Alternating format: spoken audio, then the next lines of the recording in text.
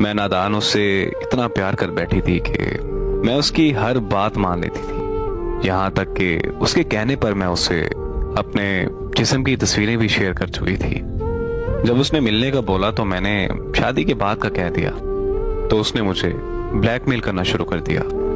मैंने उसे खुदा का वास्ता भी दिया, लेकिन वो नहीं माना और इसी तरह मजबूरन मुझे उससे मिलना पड़ा, क्योंकि मैं ये बिल्कुल नहीं चाहती थी कि मेरी वजह से मेरे घर वालों की इज्जत खराब हो। पर उसने मुझे एक बार फिर से दोबारा ब्लैकमेल करना शुरू कर दिया कि तुम मेरे एक दोस्त से भी मिलो। ये सुनकर मेरे पैरों तले जमीन निकल गई। मेरा दिमाग मुकम्मल तौर पर सुन हो चुका था कि आखिर मैं करूं तो करूं क्या। मैंने बहुत सोचा और आखिरकार मुझे उसके दोस्त से भी मिलना पड़ा। फिर मुझे मुख्तलिफ रॉन्ग नंबर से मैसेज आया करते थे कि और मुझे ये कहते थे कि आपकी तस्वीरें हमारे पास हैं, और मुझे इस तरह वो भी ब्लैकमेल किया करते थे और मैं भी ब्लैकमेल होती चली गई।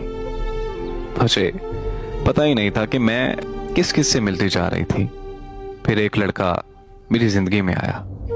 उसने मुझे बहुत प्यार दिया, बहुत इज्जत दी। मैं बहुत खुश थी, और जब उसे मेरी तस्वीरों का पता चला तो वो भी मुझे छोड़ गया। उसके छोड़ जाने के बाद मैंने ब्लैकमेल होना बंद कर दिया। वो तस्वीरें मेरे घर तक आ गईं। मेरे घर वालों की इज्जत मिट्टी में मिल चुकी थी।